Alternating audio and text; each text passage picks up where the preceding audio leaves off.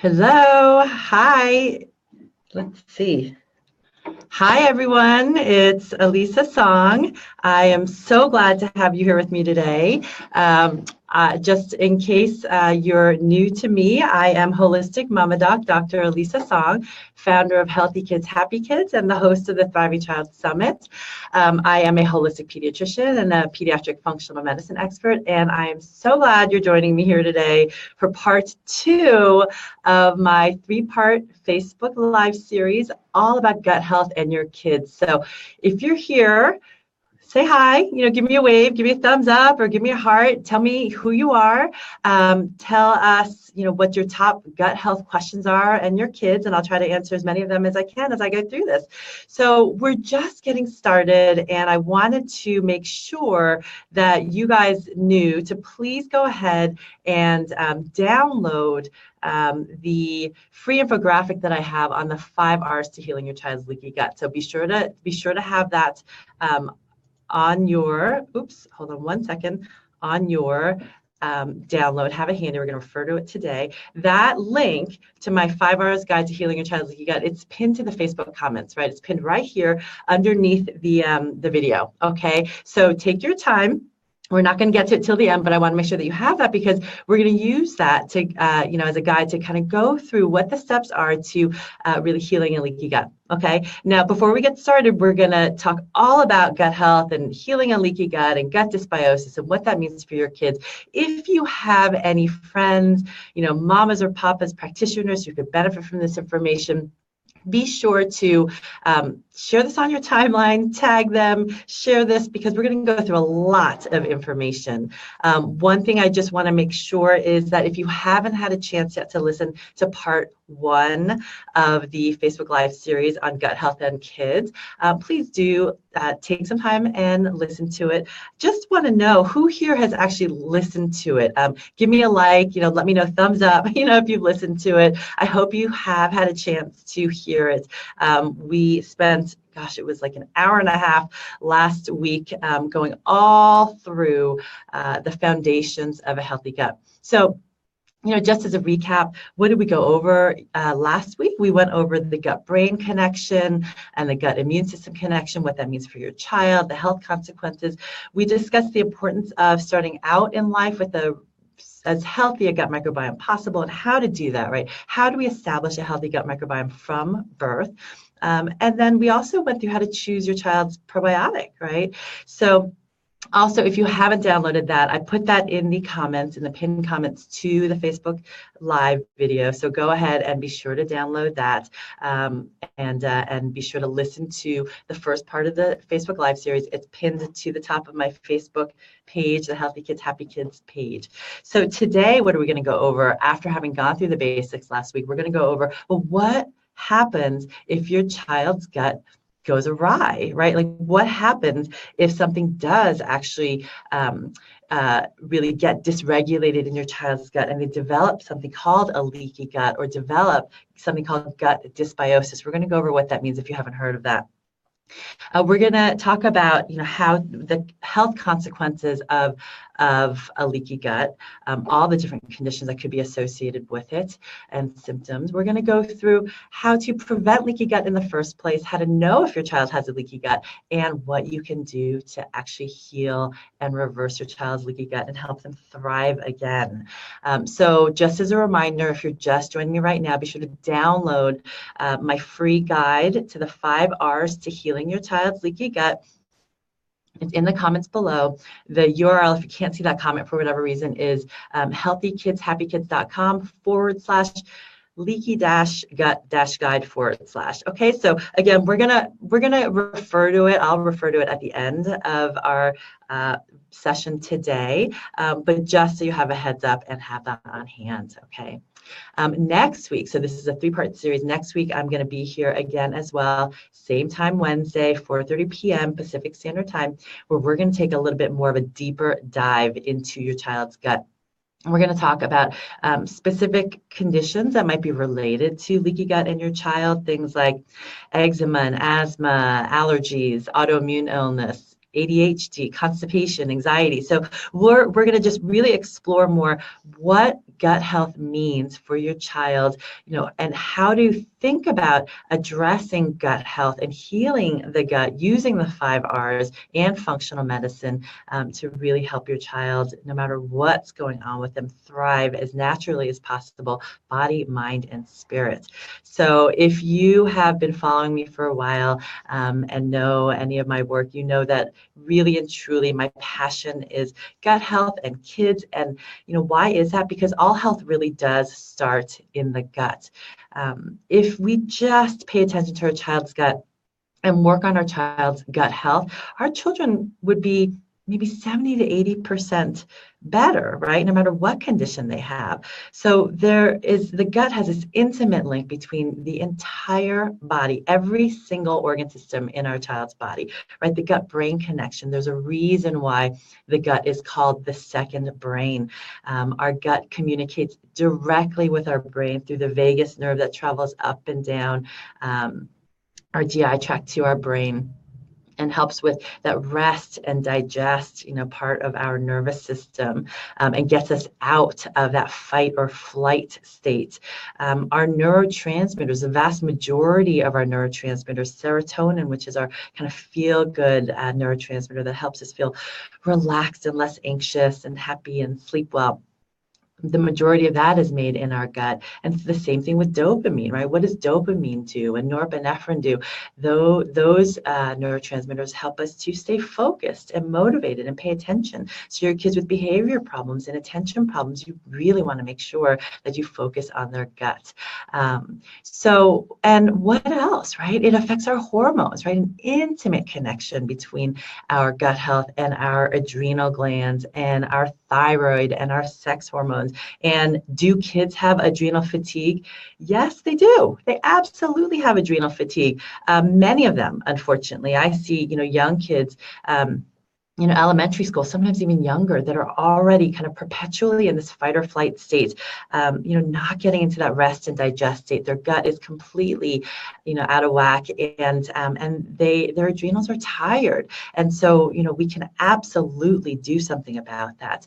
The gut metabolism connection, we have an epidemic of kids with obesity and prediabetes and metabolic syndrome and non-alcoholic fatty liver disease, which can be irreversible if it goes on too long. And of course, that starts in the gut, right? So I'm so glad. I'm just taking a look here at who's joining us tonight. And so thank you so much for everyone who's been sharing this. Definitely share, post on your timeline. We're just about to dive right in, right, and get started. So this is the perfect time. Hey guys, Alex, I'm so glad to see you here. Amy Beth, Karen, Joe, Jamie, you were here last week. So glad that you could join me again. Angela, Carol, this is such an honor and a privilege for me to be able to share this knowledge with you. And hey, Christina, Natalie, Katia, with the world, really. There aren't enough pediatric functional medicine practitioners and integrative practitioners. There are more and more. And hey, Jane from Western Australia. So there are more and more practitioners who are really focusing on this integrative work and this much needed holistic pediatric work, but not enough. There's a movement coming, and it's you as mamas and papas and practitioners who are going to drive this movement forward and demand this kind of care, demand that your practitioners at least be open and understand this care. But there are more. I was just actually this weekend attending a pediatric module from the Institute for Functional Medicine, and it was so inspiring how many pediatricians and chiropractors and nurse practitioners and acupuncturists and other practitioners who were there because they're so dedicated to making sure that kids have the healthiest start in life. And you know what? Karen says, is that the right link? And you know what? You're absolutely right. The guide to choosing to the 5 R's for healing your leaky gut is not right. So I'm just going to take a moment right here to change that. Okay, here we go. Because the link should be healthykidshappykids.com/leaky gut guide. Leaky Gut Guide. So I will go ahead and change that because I want to make sure that you guys have that, for the second part of our Facebook Live session today, where we're going to go all through how to heal your child's leaky gut. So let me do this again. I'm sorry I'm taking up your time, but I want to make sure that you have all the resources that you need. Here we go. All right, can you guys see that? I'm going to pin this right now.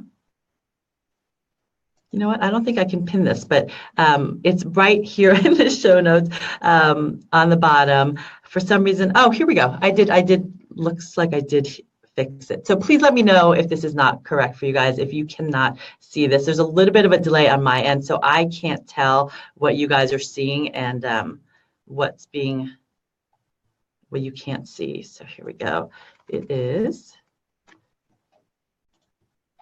All right, so I'm going to keep going because I want to make sure that you have all the information that you need and we don't run too long, but I will fix this as soon as I can, okay?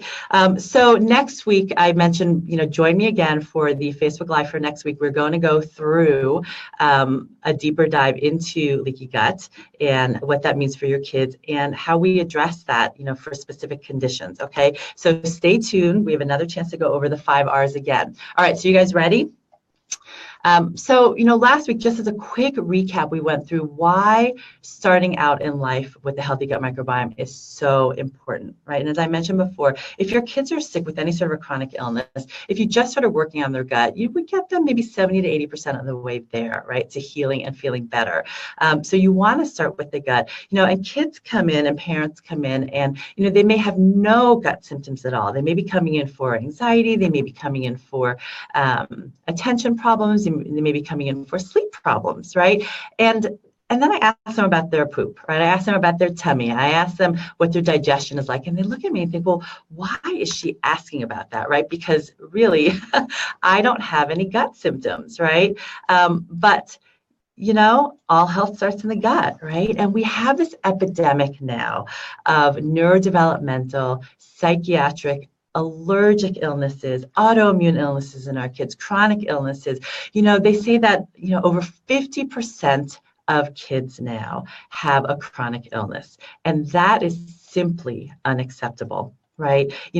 More than 1 in 2 of our kids are going to have some sort of a chronic diagnosis. And many of you have heard that for the first time in history, right? The first time ever in history, we are now facing a situation where our children have a shorter lifespan than we do, right? They're expected to have a shorter life expectancy than we do.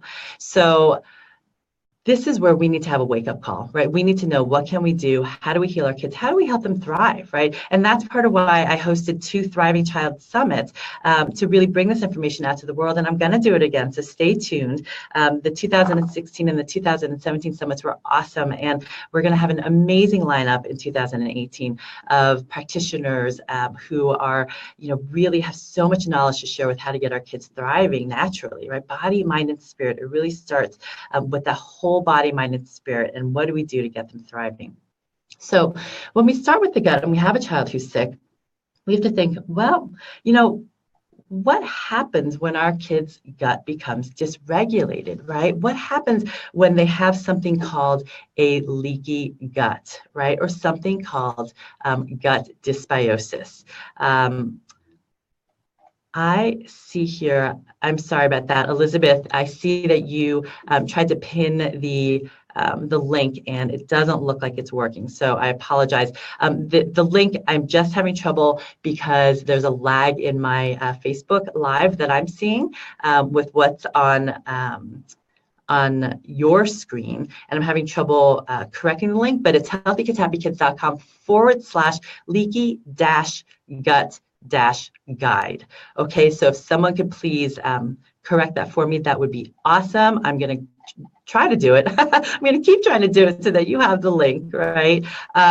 So the thing that we want to know, right, with leaky gut and gut dysbiosis is how incredibly common it is and how how it can really pervade so much of what's going on with our kids, right? It can manifest, as I said before, you can have some completely non-gut related symptoms that are actually tied to what's going on in your gut, right? So we want to take a look when your kids are showing up with various symptoms. We want to make sure that we look at their gut and understand how to heal it. So I am going to just list off some possible symptoms that are associated with the leaky gut.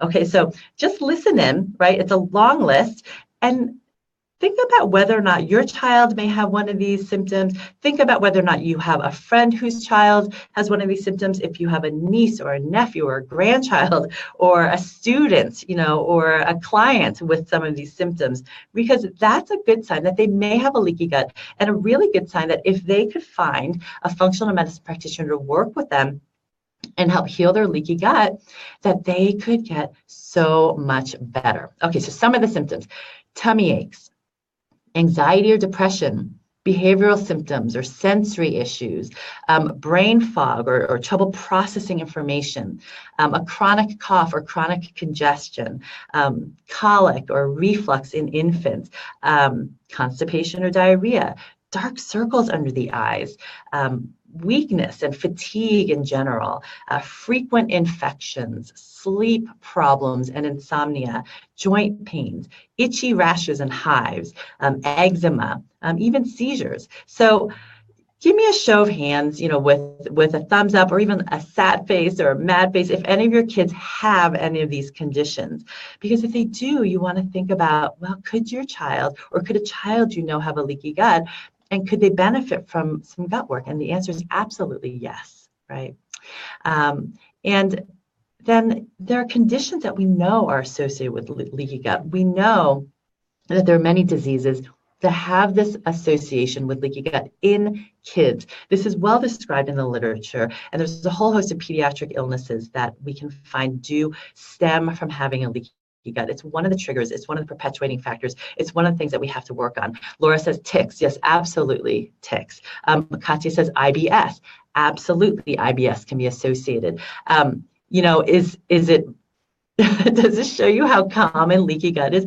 Absolutely, right? I mean, leaky gut is probably present in maybe 50 to 70% of the population, maybe even more, right? The manifestation of what's going on, right? How sick your child is or how it presents itself then depends on what else is going on with their immune systems and also family history, right? But, we can really get to the root cause of kids' illnesses if we can really address their gut health, right? And leaky gut is one of those root causes. Gut dysbiosis is one of those root causes. And what is gut dysbiosis? Gut dysbiosis basically means an imbalance in the different organisms that live in our gut, right? An imbalance in our gut microbiome. And so you all have heard of probiotics, right? We have these good bacteria, lactobacillus species, bifidobacter species.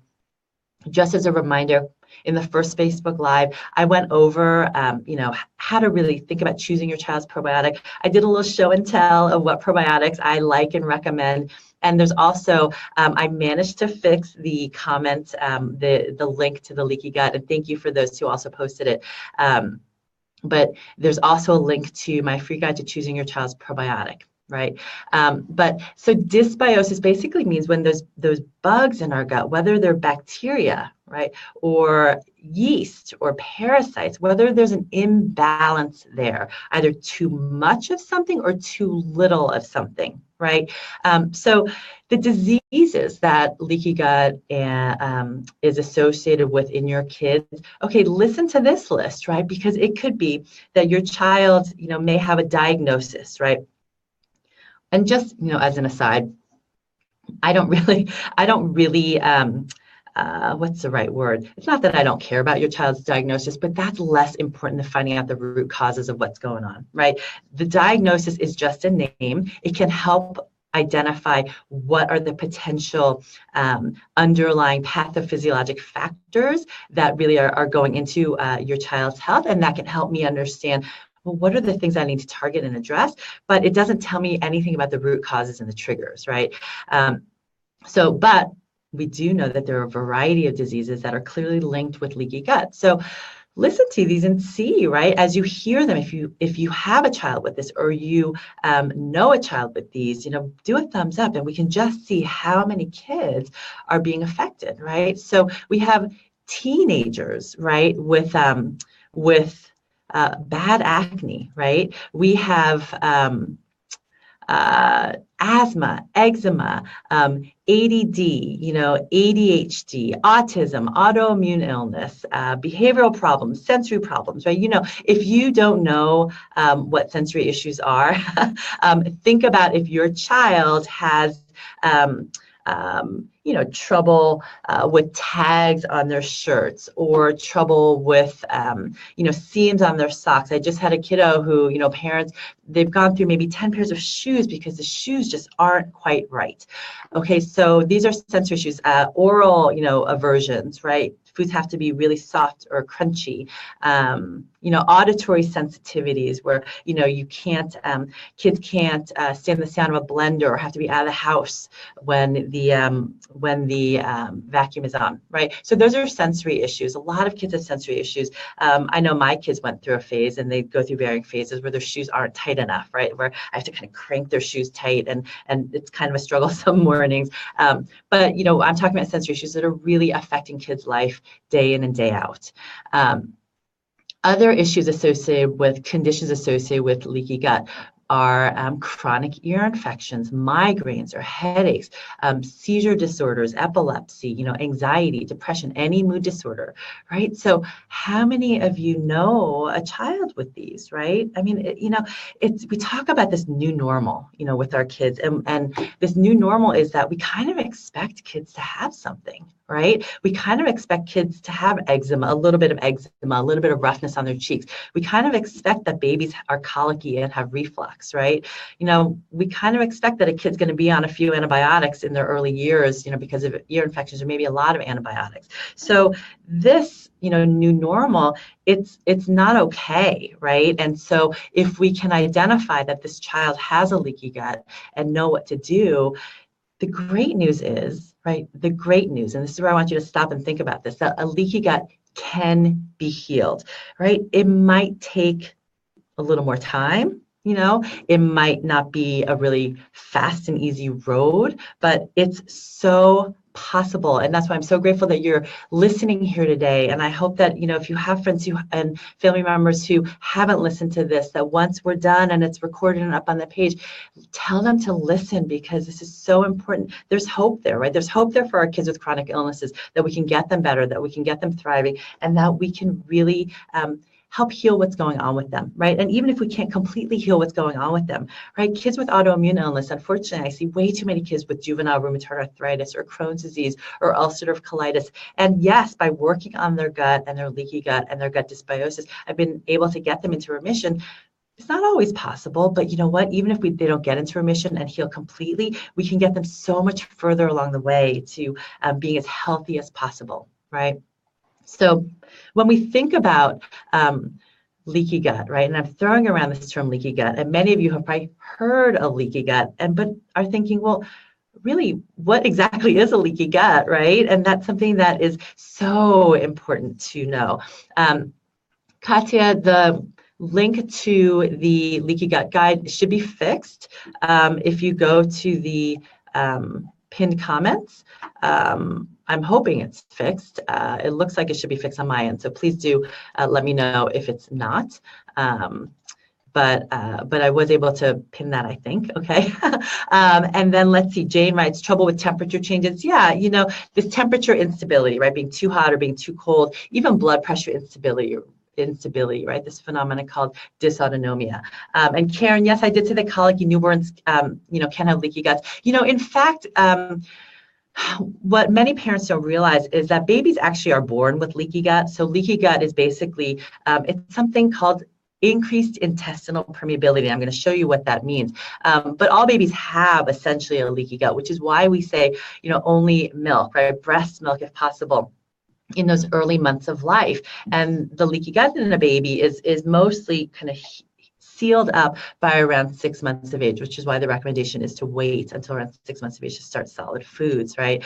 But really colicky and fussy newborns or babies who have, significant reflux, we have found when we've looked at their stool analyses that they have higher levels of something called Calprotectin. If you do what's called a functional stool analysis, you'll see that Calprotectin, that's an inflammatory marker. So we do know that those babies who are colicky have a higher chance of having inflammation in their gut. And if we can work with that, and I promise you, I'm going to put a post up, maybe even do the Facebook Live on colic and reflux in newborns and infants. If anybody would like to hear more about colic and reflux and have me do a Facebook Live or have me do a blog post, let me know, write in the comments, give me a thumbs up, give me a heart, right? Because there's so much we can do for that, okay? Jen, you're welcome. Amy, you write that you are FNP student. So glad to have you here. We need so many more pediatric functional medicine practitioners and integrative and holistic practitioners out there. Okay. All right. So leaky gut and healthy gut. So before we know what a leaky gut is, we need to know what a healthy gut is. So I always think a picture is worth 1,000 words. I'm very visual, and when something is put in front of me in diagrams, I remember it so much better. So what I'm going to do is actually draw a picture for you. Okay, so I'm not an artist, so forgive my my artwork, but I'm going to draw for you what a leaky gut is. I'm going to start with what a healthy gut is. Now, I did this very same drawing and description of a healthy gut and a leaky gut during the Thriving Child Summit just this last October in 2017. And in fact, I had a whole lecture. One of my talks was all on leaky gut and kids. So this is just a recap of that, okay? So when we think about a leaky gut, we're really talking about the small intestine, right? The small intestinal lining. So when we think about the small intestinal lining, we see that the small intestinal cells, right? They have these beautiful finger-like projections, okay? They have these beautiful finger-like projections that stick up into the inside of the gut. Okay, so this is the gut and this is the bloodstream. What's fascinating to know is that there's just one cell layer, a single cell layer between your gut lining and your bloodstream. Okay, so what you notice here are that these villi are nice and beautiful and ready to go and absorb and do their thing, right? You also notice here, right, in between the small intestinal cells, there's not a gap, right? There is not a leak. So these are called tight junctions. Not very creative, right? But they're called tight junctions, right? And what the tight junctions do is they prevent things from getting into your bloodstream that shouldn't get in, right? So if we imagine these are, larger pieces of, let's say, food like gluten or casein that shouldn't enter your bloodstream, the tight junctions keep them from slipping through. Okay, we can also imagine that there might be viruses or bacteria or other germs trying to get through, right? But then if we have these smaller pieces of food, these are our nutrients, right? These are all of the foods that are well digested that we actually want to get into our bloodstream. And so what these villi do, these beautiful villi, right, that if we stretched our villi from end to end, they would actually be the length of a football field. It's fascinating. But these villi transport these nutrients right directly into our bloodstream. And they transport our nutrients to where they're needed, right? Now, what happens when we have a leaky gut? So what happens when we have a leaky gut is some of these villi become a little bit not so pretty, right? And the spaces between our small intestinal lining, right, those tight junctions aren't as tight, okay? In the worst case scenario where our villi is completely flattened, right? We have no villi left. This is what happens in celiac disease, right? Autoimmune gluten enteropathy, right? So this is what happens in celiac disease. We don't want to get there, right? But then what happens when these small intestinal villi are not, as normal as they should be? We have the situation where these small particles of food that should be transported get kind of stuck, right? Some of them might slip through these gaps, but we're not getting nourished as well as we could. So we might get more and more malnourished, right? We might get into a situation of malnutrition where we're not getting the vitamins and the minerals that we need from our diet, even if we're eating a really healthy diet, right? And then if you imagine these larger pieces now, right, of gluten, of casein, of any food that's not as well digested as it should be, or maybe, different germs, viruses, bacteria, they're slipping through as well, right, through these junctions that aren't so tight anymore, through these leaks in our gut. And if, let's say, it's a food particle like gluten that we're eating every single day, this shouldn't be in our bloodstream. So eventually our body says, hey, wait a second, our immune system starts to react and says, you don't belong in here, I'm going to start attacking it, and starts making antibodies, right?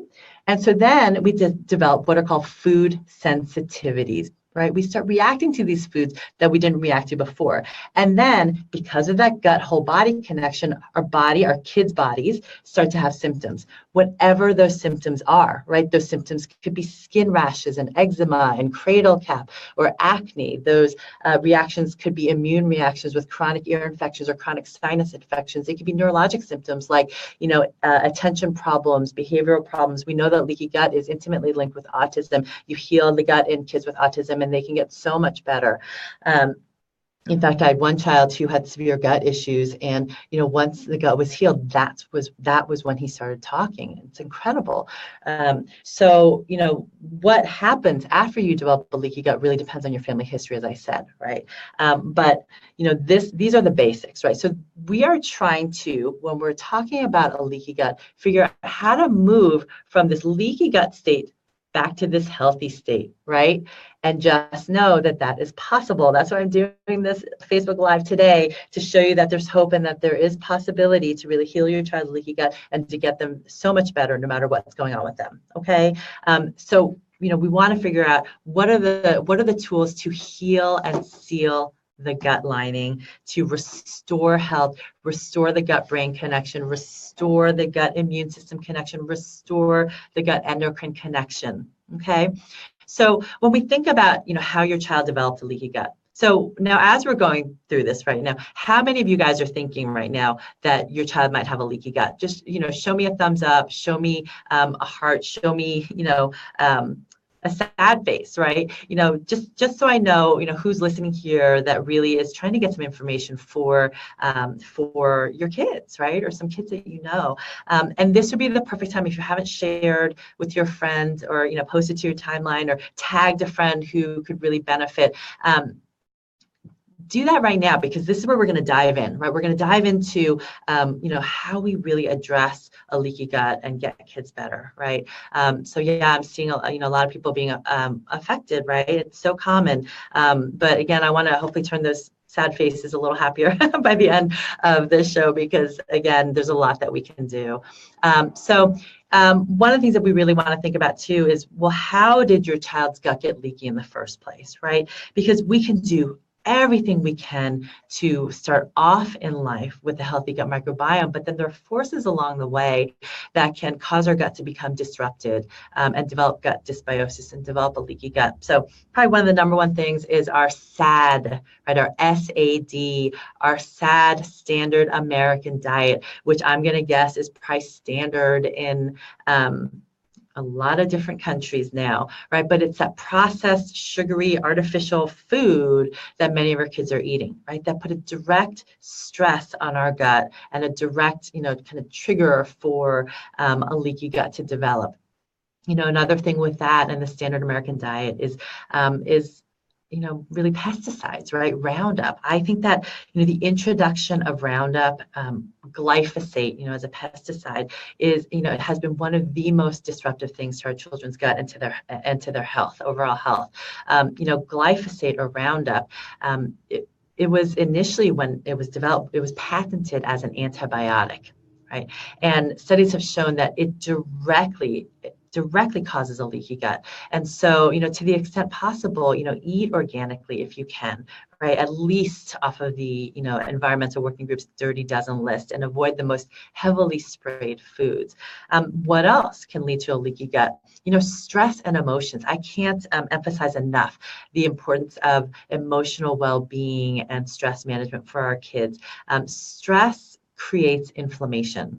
Now, when we think about inflammation, we typically think about, the redness around a cut that we have, or maybe, the red eardrum when your kid has an earache. But what people don't realize often is that emotional stress creates just as much inflammation in our bodies, right? Just as much cellular inflammation and release of inflammatory chemicals in our body as physical and physiologic stress, right? And so we need to figure out a way to help our kids with their stress. Our kids are so stressed nowadays, and we're so stressed nowadays. So, we need to figure out tools, and I'm going to give you some tools at the end today to really help our kids and help ourselves, right? We as mamas and papas also have to know how to manage our stress and unwind and model that for our kids. Other ways that leaky gut can develop, just repeated infections, right? Even if we're not treating each infection with antibiotics, just having infections inside and outside of the gut can trigger leaky gut and lead to leaky gut. But, of course, if you are using antibiotics, then yes, absolutely, that can trigger, have a higher likelihood of triggering gut dysbiosis, right? Having yeast overgrow, right? Many women know when they take antibiotics, right, they might be more at risk of developing a vaginal yeast infection. Well, why is that? Because antibiotics, they kill bacteria, right? But they're not selective. They don't just kill all the bad stuff. They're going to also kill a lot of the good stuff in your gut, and that paves, and in your vaginal flora, right? And it paves the way then for anything that is resistant to that bacteria or is not killed by bacteria like yeast to overgrow.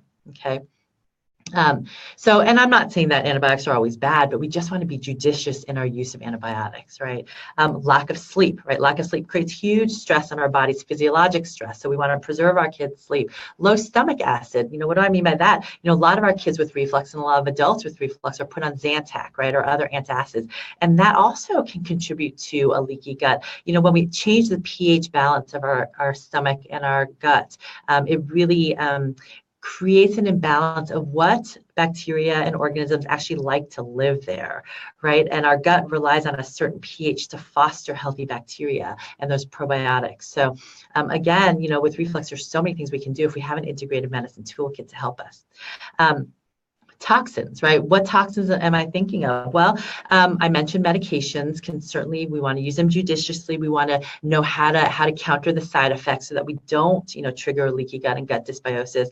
I mentioned pesticides and glyphosate in particular, but also heavy metals, right? We have heavy metals that are found in our drinking water, in our food supply. So being aware of the different heavy metal sources, that your kids may be encountering. Electromagnetic frequencies are another big one, right? Electromagnetic frequencies, Wi-Fi, cell phones, they can disrupt our cellular health and also contribute directly to leaky gut and immune and inflammatory illnesses. And, there are some other medications that we know can lead to a higher risk of atopic illness, right? Eczema and asthma. Tylenol use actually, and especially when given young, has been linked to an increased risk of eczema, asthma, allergy. This whole class of illnesses called atopic illnesses in kids. So basically, bottom line then, we have all of these factors that kind of culminate and create the snowball effect to your child developing a leaky gut. They develop food sensitivities, right? They then aren't absorbing nutrients, so they're also getting malnourished and not having the right ingredients to repair. And then their gut becomes dysbiotic, right? And inflamed, and different organisms like to grow, and they become toxic, right? And they develop chronic disease, right? So when we're thinking about leaky gut, of course, the ideal would be to try to prevent leaky gut in the first place, and understanding the road to a leaky gut is the best way to really try to prevent leaky gut from happening in the first place. So all of the factors that I just mentioned, if we can try to minimize any of those triggers for leaky gut, right? Of course, you want to start off life with a healthy gut microbiome. That is the best way. Prevention is always the best if you can. So if you haven't listened to part 1 of my gut health and kids Facebook Live series. Listen to it because that was the foundations for a healthy gut and your child, the foundations for establishing a healthy gut microbiome and hopefully kind of keeping your kid's gut healthy throughout life, right? One of the principles that we really want to try to incorporate as much as possible, as I mentioned, is this judicious, smart use of antibiotics, right? Antibiotics are, as we know, overused. We're creating super bugs, right? And hopefully we'll never get to a point where we have bugs that aren't, that we can't contain and manage, right?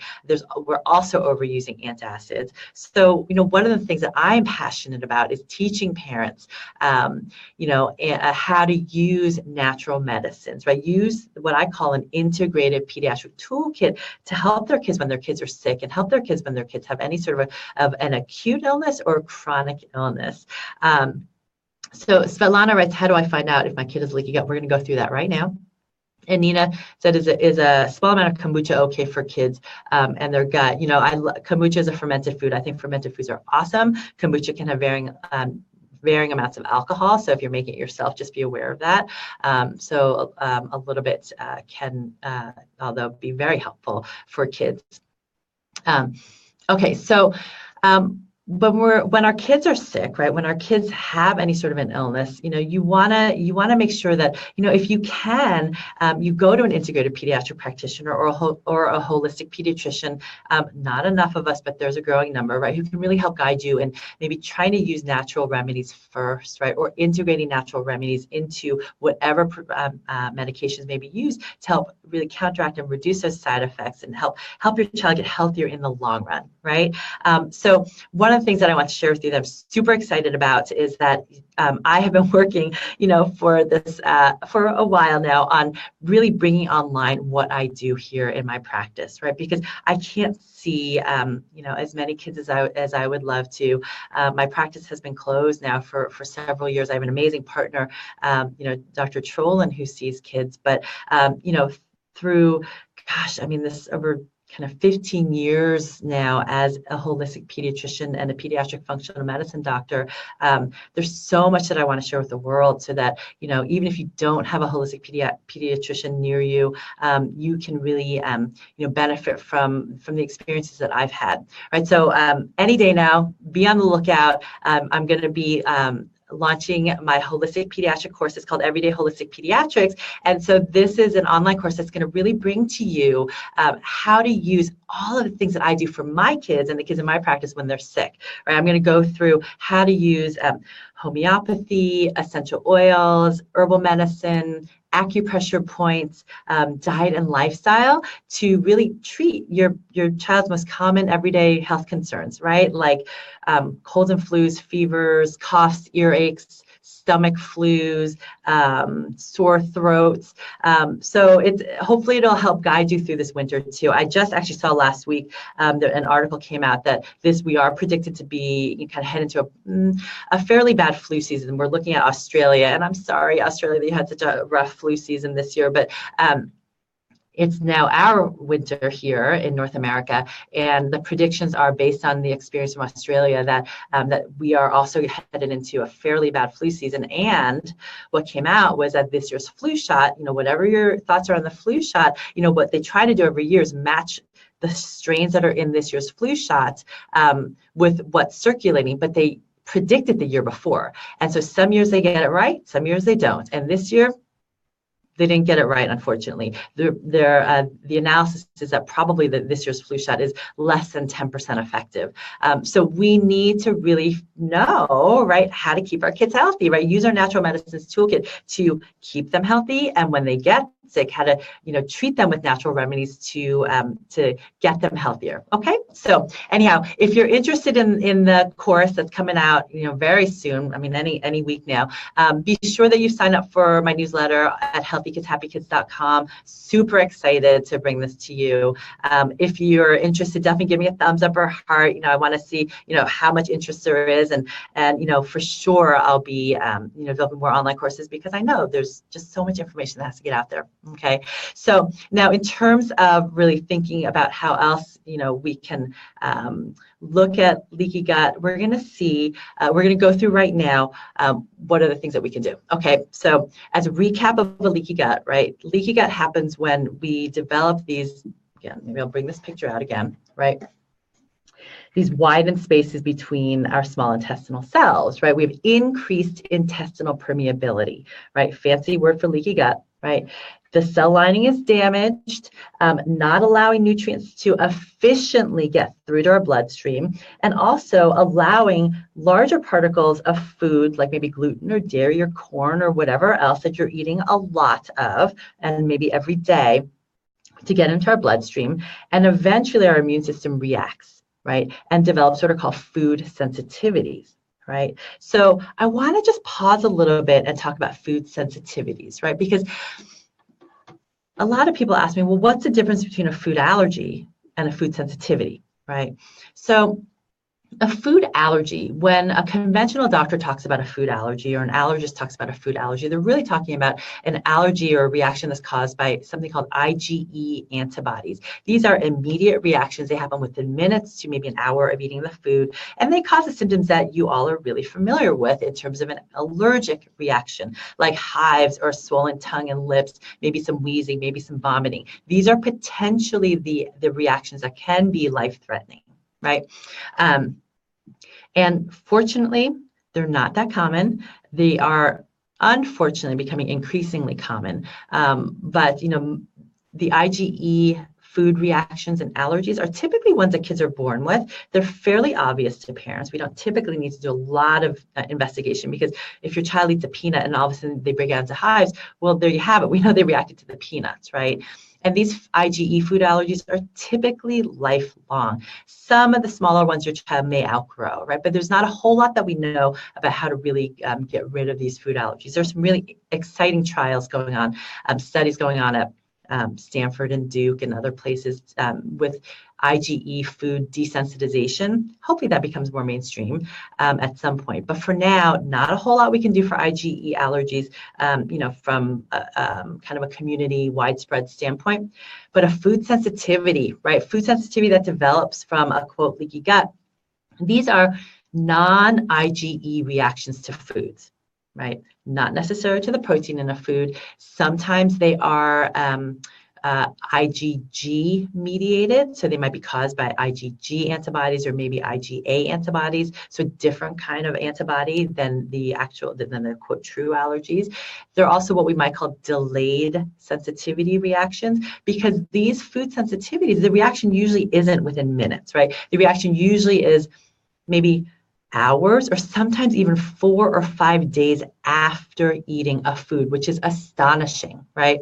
4 or 5 days after eating a food, if your child has a tummy ache or they develop, their eczema flares on their elbows, or they're really grumpy and irritable, it's going to be so hard for you to correlate, well, gosh, what did they eat 4 or 5 days ago? And the thing to remember, right, when we think about the leaky gut and, our leaky gut lining, our body can handle, little insults. I mean, our body is meant to handle little insults and to balance. It's just when we're eating the same foods every day, that same, turkey sandwich on a whole wheat bread, for lunch, and the same, yogurt every morning for breakfast, that eventually when we have a leaky gut and our immune system gets bombarded, our body says, look, it's too much right now, right? I'm going to make an antibody, I'm going to make an IgG antibody or some other immune reaction, and I'm going to cause some symptoms. I'm going to cause a little problem, for your child, right? So these food sensitivities, as leaky gut is, right? When you have food sensitivities, it basically means you have a leaky gut, are very, very common. I mentioned, maybe 50 to maybe upwards of 75% or more of the population have leaky gut. Now, unlike IgE food allergies, which are those immediate, potentially life-threatening allergies, IgG food sensitivities, we can cure them, right? We can heal them, we can reverse them, we can reverse the leaky gut, right? And we can really get your child feeling so much better. But first, we need to know what foods your child is sensitive to, right? And so now you're thinking, right? okay, how do I know? If this food is something that my kid eats every day, right, it might react to 2, 3, 4, 5 days later, how on earth am I going to know what food or foods my child is reacting to, right? And it's usually not just one food, it's usually multiple foods, right? And really and truly, the gold standard of knowing what your child is reacting to is something we call an elimination diet. So Amy asked, can some food sensitivities not show up on sensitivity blood tests? Absolutely, right? I just want to really remind people that, tests are a guide, but there's no single blood test that is 100% accurate, right? The reason why an elimination diet is the gold standard is because your child's body is the best test, right? It's the best experiment to let us know how a food is causing a reaction or not in their body and in their brain and in their immune system, right? On their skin, wherever it is. So, and when we do this elimination diet, we're pretty much eliminating, right? If you Googled comprehensive elimination diet, you're going to see, a list of foods that are the most common culprits to eliminate. And typically the foods are going to be gluten and dairy, corn, citrus, soy, eggs, nuts, peanuts, processed sugars, wine and caffeine. Hopefully your kids aren't drinking too much of that, and any artificial colors or dyes or preservatives. Also, eliminating anything that your gut, right, no pun intended, but your gut instinct tells you your child is reacting to. Because if you really think that your child, every time they have Brussels sprouts, they wheeze the next day and you're really suspicious, it could be, right? I mean, we can react to any food that we eat a lot of. And when we have a leaky gut, we can start reacting to virtually any food, right? Now, all right, when we do this elimination diet, the challenging thing is, so if we really, really want to know, if our kids reacting to it, has to be 100%, right? When your body is sensitive to a food, does not matter whether you have like a teeny little bit, a couple of times a week, or whether you have it a lot every day, your body's still going to react. So the best way to really do a great elimination diet is to have a 100% elimination for 3 weeks. And then after that 3 weeks are up, one by one, right? Every few days, you reintroduce that food in full force, right? Breakfast, lunch, and dinner, go for it, but one food at a time, right? A pizza is 2 foods that you're introducing. That's cheese and gluten, right? So, have maybe, some gluten at breakfast, like a piece of toast at breakfast, some pasta at lunch, and maybe some, I don't know, some tortillas at dinner, right? But you're doing one food at a time in full force. You're stopping and you're waiting and watching to see how your kid reacts, right? And then if there's no reaction, okay, that food's probably safe. Let's move on to the next food. All right. With a show of hands, let me see. Give me a sad face if you think this would be really hard to do for your kid, or give me a happy face or a thumbs up or heart if you think, piece of cake, I can do this tomorrow with my kid. Right? Because I will tell you, this is challenging, right? This is not something that, anyone can just do. It's doable though, right? I want to tell you it's doable, and I've had parents do it. But I always think, when we're doing an elimination diet for a child, though, we really want to make sure that we're equipped so that kids aren't hungry and they're not feeling deprived, right? So what do I do, right? I do use testing. I do use blood IgG testing, knowing that they're not perfect tests, right? And Elizabeth writes, nothing is as hard as long as one is willing to do so. I love that, Elizabeth, because what we want to do when we're going into this, whatever, kind of healing a child's leaky gut and moving them in the direction of optimal health, is really trust and believe we're doing the right thing, right? We are doing what our kids need to help them thrive. We're not depriving them of foods. We are giving them a nourishing diet to heal their gut and help them maintain optimal health, right? So we want to shift our mindset too, right? So important, because when we go into an elimination diet plan and we think to ourselves, oh my goodness, I'm so sad that Johnny can't, have those cupcakes, and oh, what are we going to do? All those kids are going to look at him like he's so different, right? We want to stop that, right? Our kids immediately are going to pick up on our own sort of negativity and frustration about the diet. We want to go in positive and say, okay, you know what? This is something we're going to do, and we're going to do it as a family. So, if you guys want me to go over some elimination diet basics, foundations at the end, let me know.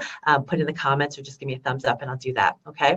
So, but as I said, I do do some testing if possible to guide the diet. Sometimes for kids and sometimes for parents, the best thing in the world is to see on paper that they have these 10 foods that are red and that they should be avoiding because their immune system is saying their body does not like this food, right? So I do testing. I use a test called ALLETESS. It's spelled ALLETESS, ALLETESS.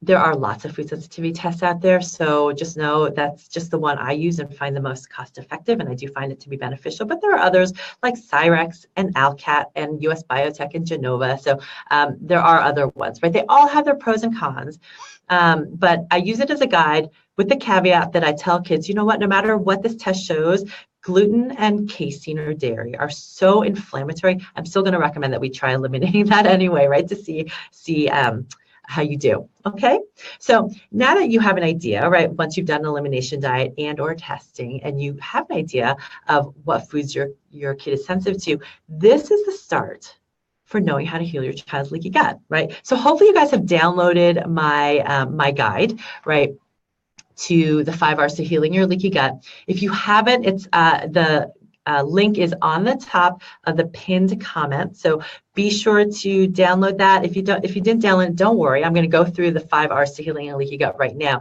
But if you have that in front of you, it might be a little easier to go through what we're talking about today. Okay, so a leaky gut. You can absolutely heal a leaky gut. I'm seeing a message here from Elizabeth that some conventional doctors won't do the food sensitivity testing, right? The IgG testing. That's true, right? You know, we really want to make sure that you are working with a good functional medicine practitioner, right? And unfortunately, you know, there aren't a ton of functional medicine practitioners who are trained to see kids, but there are more. As I mentioned, I was just at the Institute for Functional Medicine PEDS module this weekend, and it was so refreshing to see how many practitioners were there investing their time, investing their money, you know, in getting trained to work with kids.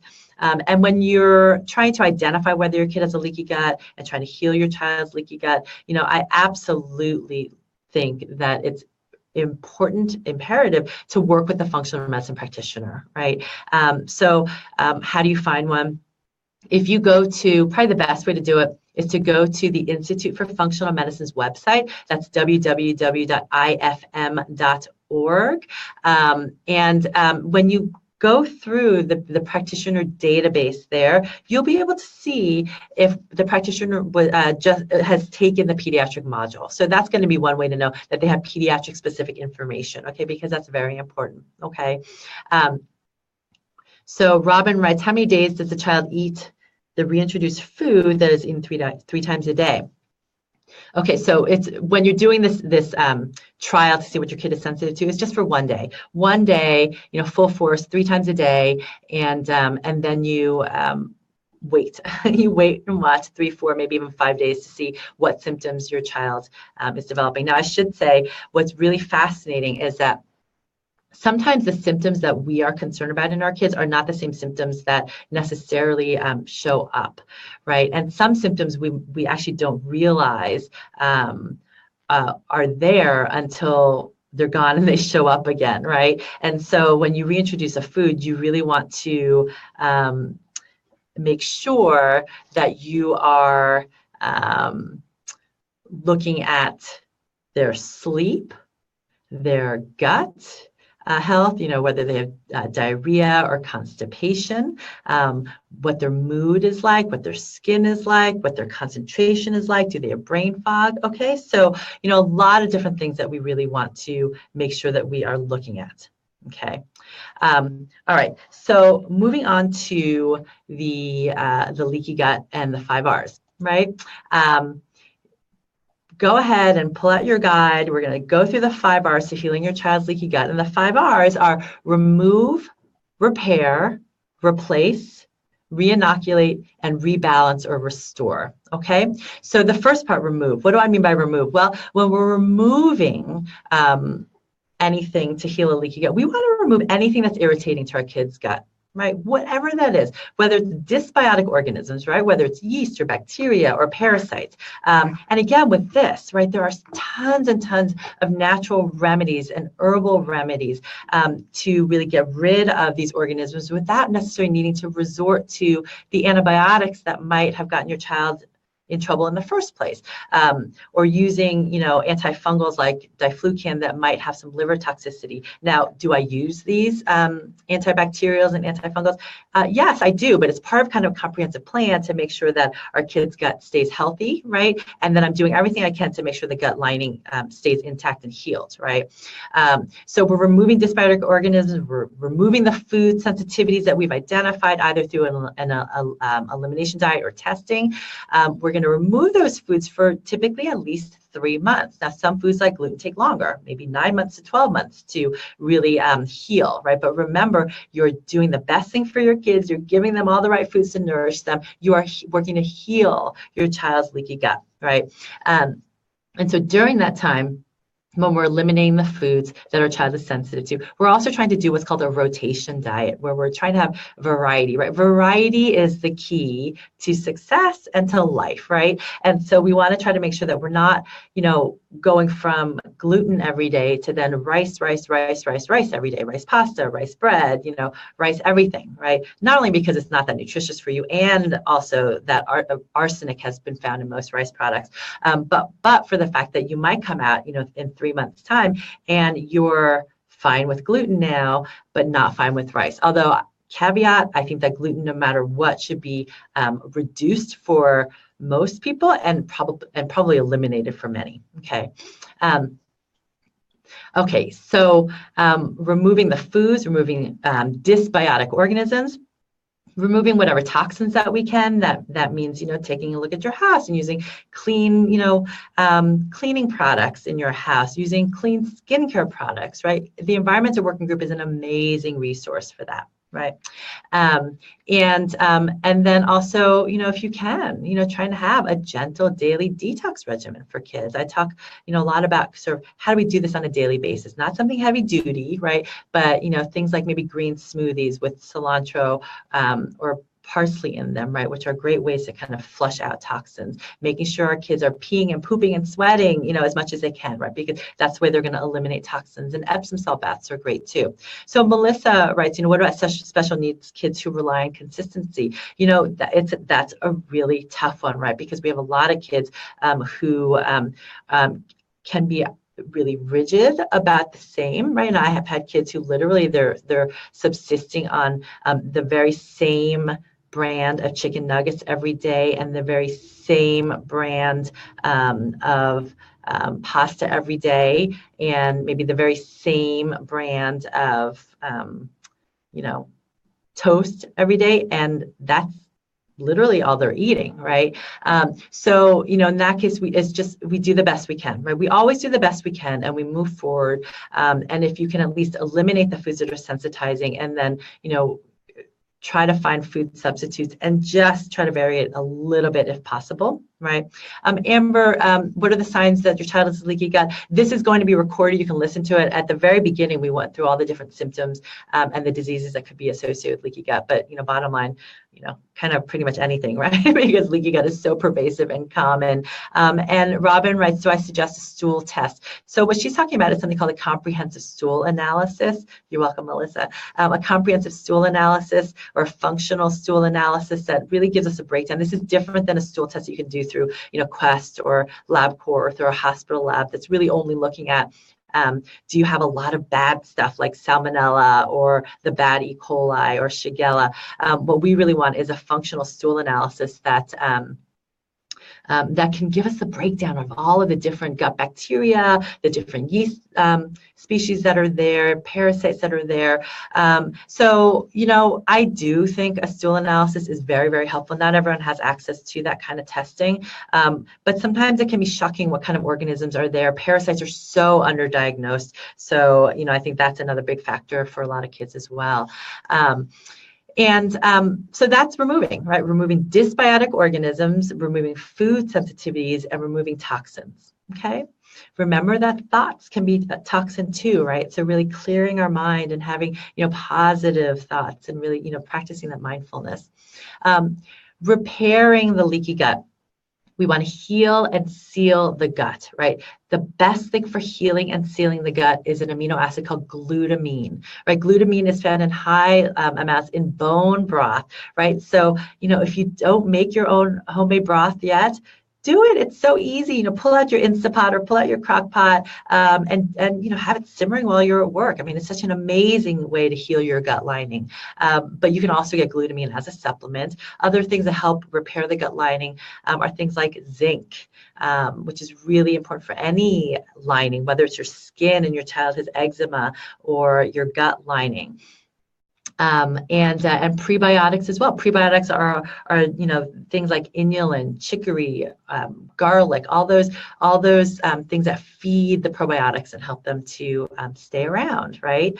So talking about probiotics, we want to re-inoculate our gut, right? We want to make sure our gut is filled with all the amazing healthy bugs that have a different role to play, right? It's fascinating. We're finding more and more research every day about how this particular strain helps, reduce diabetes and obesity, how this particular strain helps with attention, how this particular strain helps reduce temper tantrums in our kids. I mean, amazing stuff, right? How this particular strain reduces eczema and asthma in our kids. So what does that mean though? If you're going to take a probiotic, you want to take as many different strains as possible, right? So download my guide to choosing your child's probiotic and listen to part 1 of the Facebook Live series because we go through all of that, right?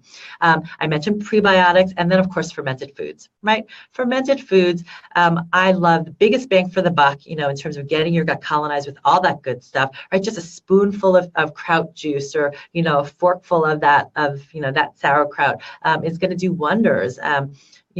Raw apple cider vinegar. I know, kimchi, right? I grew up in a Korean household. I love kimchi. I know that a lot of fermented foods are, they're an acquired taste, but if you start young and just slowly, I mean, literally even like half a teaspoon, right? Just start with that, other fermented foods, miso, kombucha, kefir, just get them in different ways, right? If your child is sensitive to dairy, you can get coconut kefir, you can make water kefir, right? The next R is replace, right? We want to replace what's missing, right? We want to replace, in particular, many children and adults are lacking digestive enzyme capacity, right? They're not able to break down their food into, small enough particles to really get at the micronutrients that our body needs, right? So there are some chewable digestive enzymes and even some powdered kids digestive enzymes that are relatively easy for kids to take.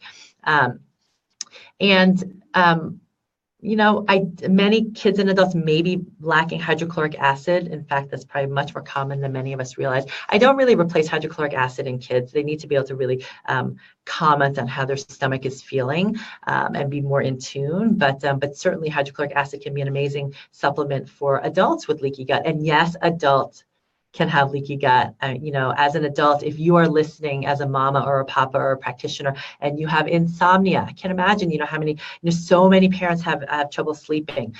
If you have fatigue, right, we shouldn't be tired all the time, right? We shouldn't be walking around, in brain fog, right?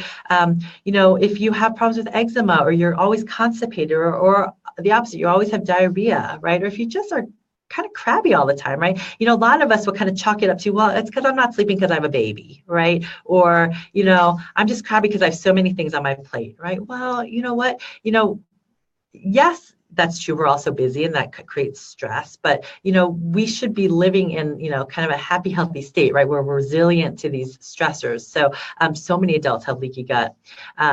And, when we do this 5-hour program, with a child, I recommend make it a family affair, right? Really make it a family affair. It's amazing how many parents come in and tell me, I cannot believe what a good night's sleep I'm getting since doing this elimination diet. Or, they'll come in and say, oh my gosh, I woke up this morning for the first time in years without any joint pain. Right? Or I can't believe how much more clearly I'm thinking and how much more productive I am at work, right? So make it a family affair, right? And the 5th R, the final R that I'm so passionate about is this rebalancing and restoring. So important to, slow down, reduce stress, help our kids practice mindfulness, making sure that they're getting enough sleep, getting enough exercise and outdoor time in nature. And when I talk about stress reduction, I'm really talking concrete things, right? I'm talking about I'm giving book examples like Dawn Huebner, who was on both of my Thriving Child Summits. She is a child psychologist who has self-help books to teach kids how to use cognitive behavioral techniques to manage their stress, manage their worries, manage their OCD tendencies. One of my favorite ones is What to Do When You Worry Too Much. And she has a book that just came out this fall for older kids called Outsmarting Worry. And that's Dawn Huebner, Huebner. I mention all the time this book called The Goodnight Caterpillar, which is a book that teaches little kids, progressive relaxation in a really cute, fun story way. Amy Saltzman is a doc, just, one of my neighbors, literally, who has a CD and workbook for kids and teenagers called Still Quiet Place to teach them mindfulness-based stress reduction. If you know what a program called Heart Math is, that's based on heart rate variability, and that's something that your kids can absolutely use. And then I love apps, because I know for me, when you're on the go, sometimes you just are sitting in your car and you're thinking, I just need to chill out, right? And I just need like 5 minutes to get into the right space, whether you're going into work or whether you're going to volunteer at your kid's school or, going out with your friends. I mean, whatever it is, right? And so I just have on my phone right here, I'm going to show you right here. These are the apps that I use and my kids use. The first app that I really love and use is called, I hope you saw that because I can't see that on my screen, is Insight Timer. That's INSIGHT, Insight Timer. It's a free app. Meditation experts around the world, who post their meditations, and you can choose from under 5 minutes to, over half an hour, right? My favorite one right now, I've been telling everybody, it's just a 5 minute, like 4 to 5 minute meditation, right? That I can just do at lunchtime if I'm a little frazzled, or, if I'm getting a little anxious. In fact, I did it right before this Facebook Live, right? Just to kind of get prepared. And of course, I had that little snafu with putting up the link to the 5-hour guide. So, but hopefully I wasn't too thrown off. And then other ones, there's one called Headspace, and there's another app called Calm. Now, Calm also has, you have to pay for it, but they have meditations for sleep for kids that are really helpful. So anyhow, those are some of the apps that I use. And Amber writes your book recommendation on worrying, right? What to do when you worry too much. Helped my daughter so much. Amber, I'm so glad to hear that. And Tina writes that she would love a link to those books. So I'll go ahead and put those into the comments as well, okay? Because these are such incredible resources. I just want all parents to have these, because I have to say, when I first read What to Do When You Worry Too Much, it helped me. I mean, I literally use those tools like the worry box, right? To really help with my anxieties and worries. Okay, so there you have it. The 5 R's. I know we went through a ton, right? Which is why this is recorded.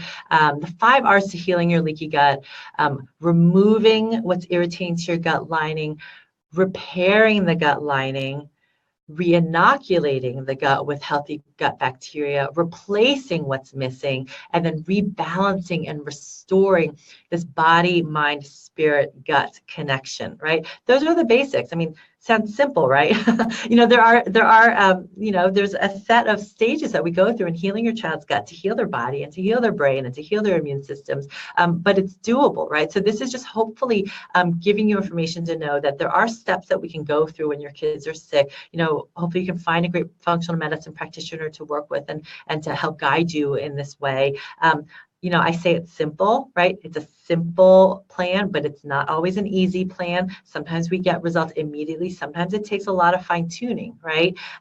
But knowing that there is a path and knowing that there is hope is one of the best things in the world, right? To know that we can actually get our kids healthier no matter what's going on with them. Right. And I did promise that I would just go through, really quick and dirty on some of my principles for an elimination diet, right? Because, not only are we maybe trying an elimination diet to assess what food sensitivities your kid has, but then once you identify those food sensitivities, we want to, for that minimum of a 3-month period, eliminate those foods, right? And go through an elimination diet. So If you want me to keep going, give me a thumbs up, give me a heart, let me know that you want to keep hearing this. In the meantime, let me see some of these questions here. So Amber wrote here, she asked, what would you recommend the product Restore? I think Restore is a great product. And I think that, I see some good results in kids. I see, sometimes I don't see too much, but I think, it's definitely a benign product to try, and that some kids do have very good results. Okay. And Suzanne writes, I thought fermented foods can be a problem with kids with MTHFR. I will say, I think this field of epigenetics and using our genetic SNPs to identify what health concerns we might be at risk for, and fine-tuning maybe some of our supplement and lifestyle and diet recommendations. It's this amazing new world that we have opening up to us, but we're really just at the infancy of understanding all the nuances of how our SNPs interact with each other, right? All of our other SNPs, because we all have SNPs, right? These little tiny kind of genetic switches. So we don't know how they interact with each other. And we also don't necessarily know how they all combine to interact with our environment. So it's not as simple to say that all kids with MTHFR can't tolerate fermented foods. In fact, many kids have MTHFR.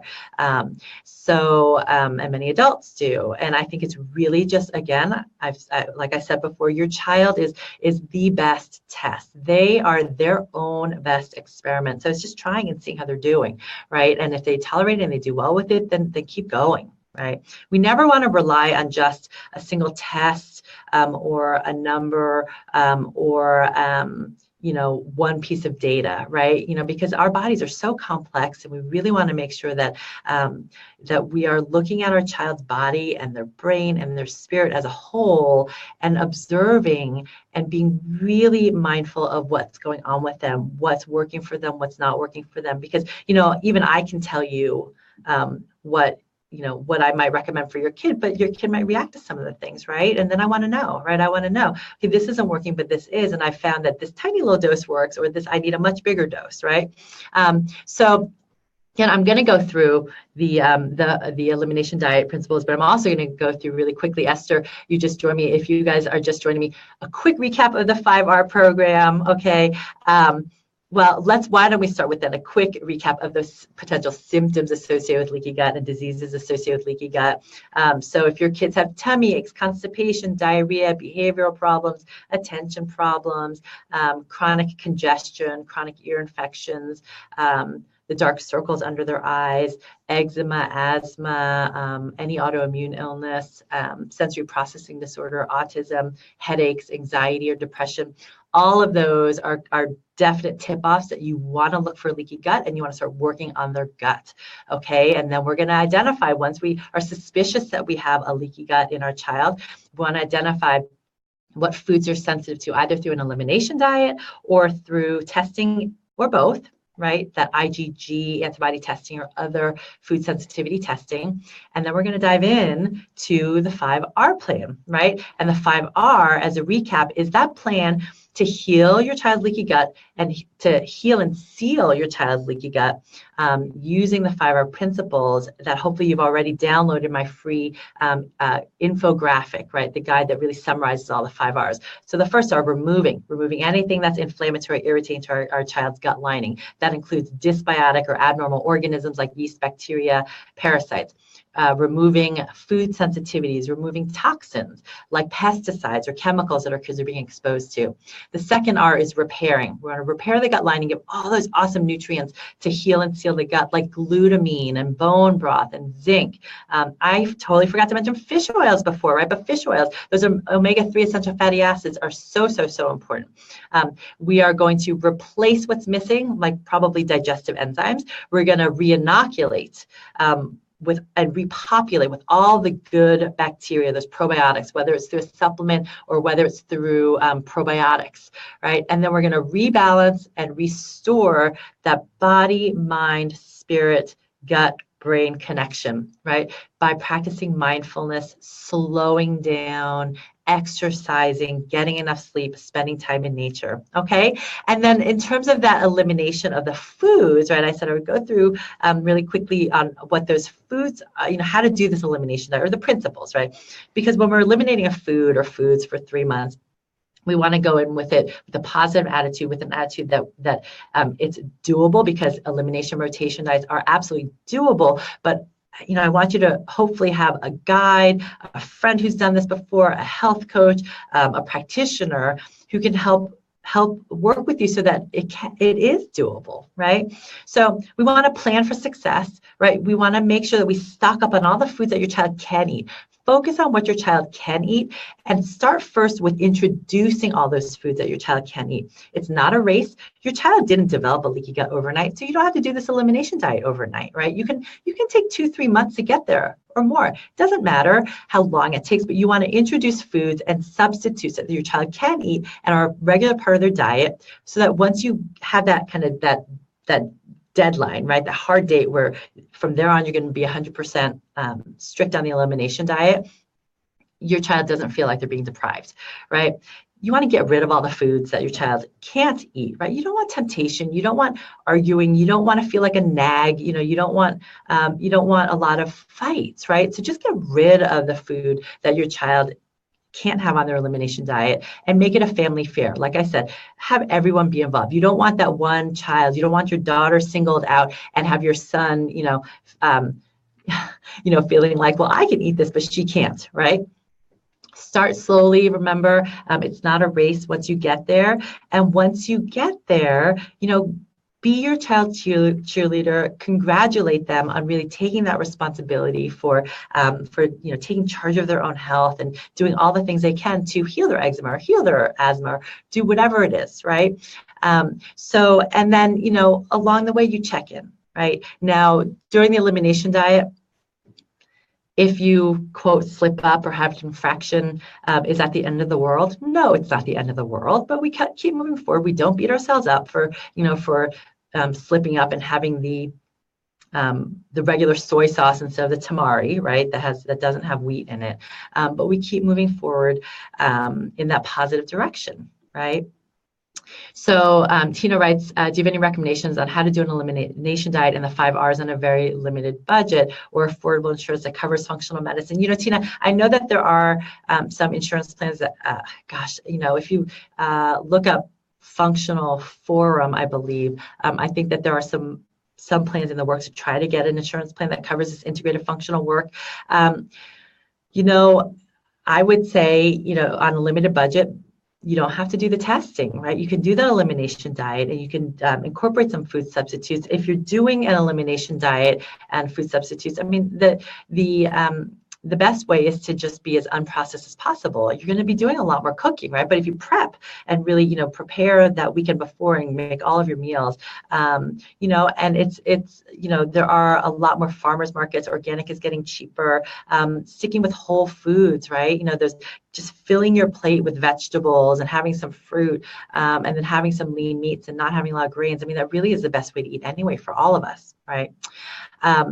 So that is basically in a nutshell, right? The symptoms of the 5 R of a leaky gut, and what the 5 R plan is. Okay, so hopefully this has been so many of you guys have stuck with me. I just want to give you so much gratitude for sticking with me and listening to this, and really taking the step forward and learning how to, heal your child, what a leaky gut means, how to move forward and heal a leaky gut.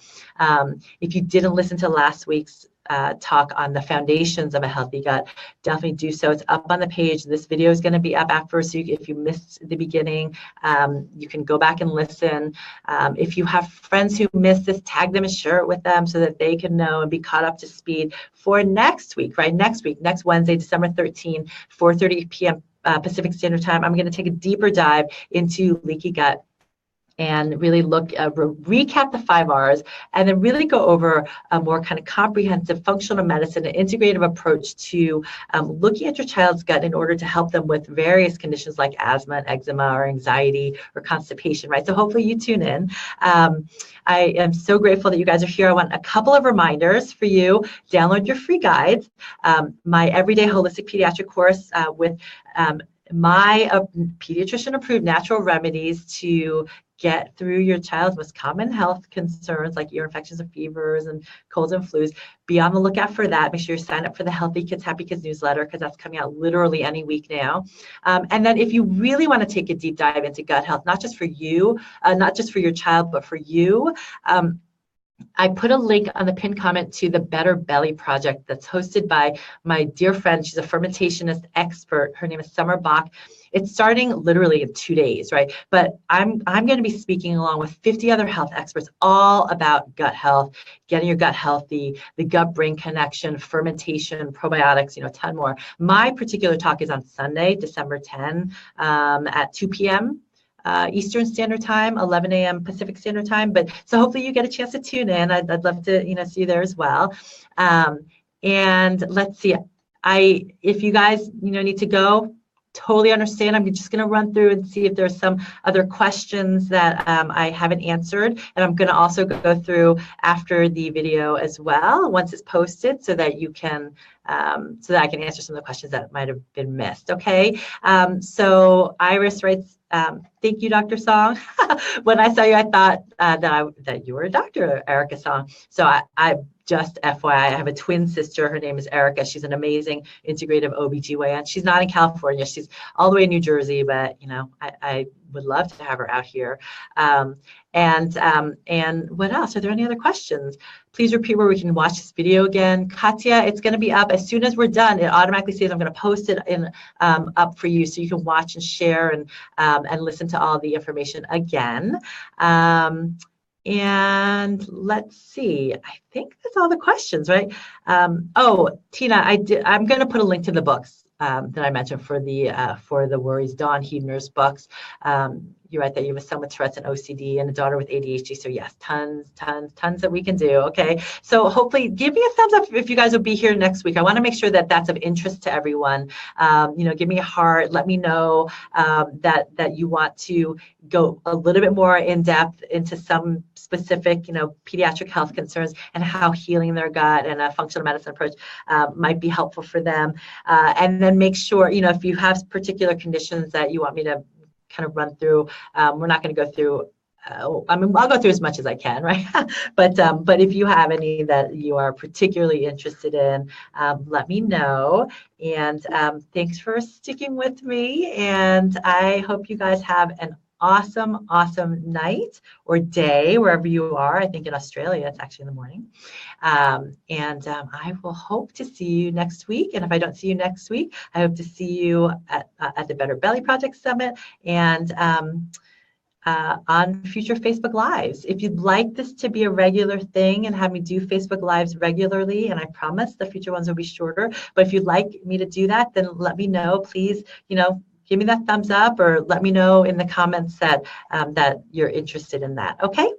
Thanks so much. And I will talk with you guys soon and hope to see everyone next week.